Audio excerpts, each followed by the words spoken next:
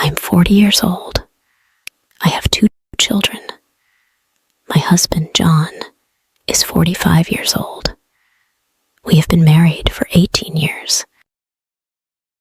When we got married, I was happy. John was kind. He smiled every day. He said, "I love you." I believed him. I wanted to build a good life with him. We had our first child after 2 years. It was a boy. His name is Adam. He is smart and funny. 2 years later, we had a girl. Her name is Lily. She is kind and loves to sing. At first, John was a good husband. He worked hard. He brought home money. I stayed home to care for the children. I cooked, cleaned, and helped them learn. But after some years, John changed. He worked late. He went on trips. He didn't tell me where he went. He stopped saying, "I love you." I asked him, "Why are you so busy?" He said, "I work for this family. Don't ask me questions." I was sad, but I stayed quiet. I loved him. I hoped he would change. One day, 7 years ago, John went on a trip. I found 2 plane tickets. I saw another woman's name. My heart broke. I cried for 3 days. I felt lost and alone. When John came back, I asked him, "Who is she?" He said, "She is nobody. Don't worry." I didn't believe him, but I said, "Okay." I wanted to keep my family together. My son was only 3 years old. I didn't want to break his heart. Over the years, John stayed the same. He worked late. He went on trips. I knew he still saw the other woman. My heart grew cold. I felt empty. I cleaned the house, but it didn't feel like a home. I cooked meals, but I had no joy. I looked at John, but he was like a stranger. One day, I met someone from my past.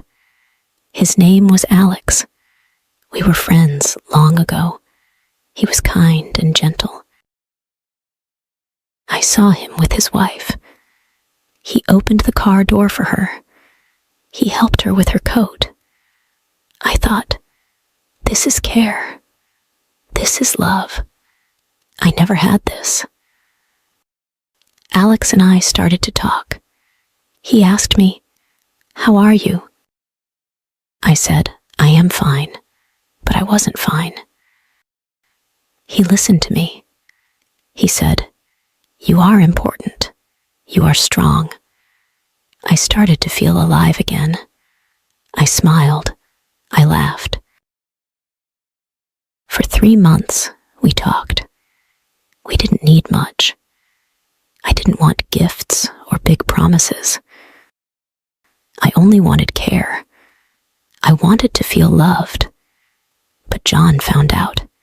He was angry. He shouted, "Why did you do this?" I said, "Because I needed love." We had long talks. John cried. He said, "I love you. Please don't leave." I asked him, "Why now? Why after 18 years?" He said, "I didn't know you were hurting." One night, I got very sick. I went to the hospital. John stayed with me. He held my hand. He said, "Don't leave me. I love you." For the second time in 18 years, I heard those words. I love you. Now, John is at home. He sleeps next to me. But but I know the other woman is still waiting for him. I don't know what will happen. My heart is tired. I want to believe John, but it is hard. I try to smile for my children. I try to be strong. I know I am not perfect. I made mistakes, but I only wanted to feel loved. I don't know what the future holds. I only hope for peace. After everything that happened, I began to think deeply about my life. I spent many nights awake, staring at the ceiling. My mind was full of questions. Should I stay? Should I leave? What is best for my children? What is best for me? John tried to be better. He stayed home more often. He helped with small things, like taking out the trash or washing the dishes. He asked, "Do you need help?" These were small changes, but I noticed them. Still, my heart was not the same. I felt like I was living with a stranger. When I looked at John, I didn't see the man I married. I saw a man who broke my trust. One evening, I sat with my children, Adam and Lily. We were eating dinner. They were laughing and telling stories about school. I looked at them and thought, they are so happy. They don't know the pain in my heart. After dinner, I asked Adam, "Do you think Daddy and I are happy?" Adam looked surprised. He said, "I don't know, Mom. You are always kind to each other, but sometimes I feel like you are sad." Lily, who was younger, said, "Mom, I just want us to stay together. I don't want anything to change." Their words made me cry. I didn't want to hurt them, but I also knew I couldn't pretend forever. One day, I decided to visit Alex. We hadn't talked since John found out about us. I needed to say goodbye. When I saw Alex, he smiled at me. He asked, "How are you?" I said, "I am trying to fix my life." Alex nodded. He said, "You are strong, Mary. I know you will find your way." I thanked him. I told him, "You gave me something I will never forget. You reminded me that I am important." Then I walked away. I knew it was the last time I would see him. I decided to talk to John. I said, "We need to be honest with each other. Do you want this marriage to work?" John looked at me. He said, "Yes, I want us to stay together. I made mistakes, but I love you."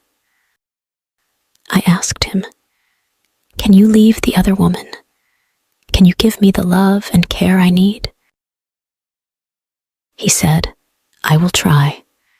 I told him, "Trying is not enough. I need you to mean it." John started to spend more time with me. We went for walks together.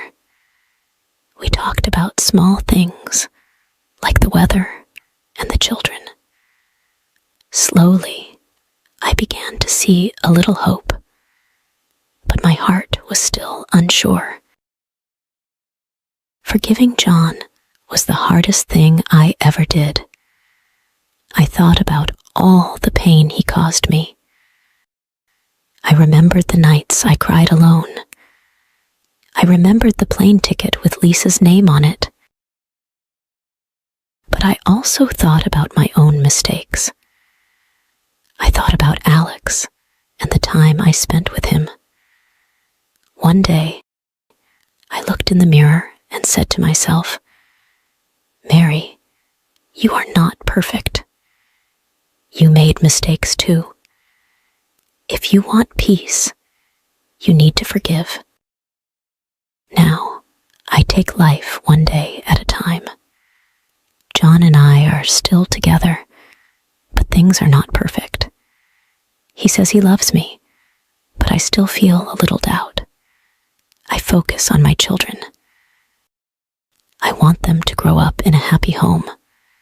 I try to smile for them, even when my heart feels heavy. I also focus on myself. I started reading books and going for walks alone. I learned to love myself again. One day, I wrote a letter to myself. It said, Dear Mary, you are strong. You are kind. You are important. Life is hard, but you can handle it. Remember, love yourself first.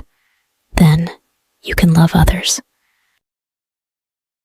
You deserve happiness. Don't forget that. I keep this letter in my drawer. When I feel sad, I read it. It reminds me that I am not alone. This journey taught me many things. I learned that love is not just words. Love is action. Love is care and respect. I also learned that people make mistakes. Nobody is perfect. Most importantly, I learned that I am strong. I can survive pain, sadness, and loss, and I can still find happiness one day at a time. If you enjoy the story, please like, subscribe, and share.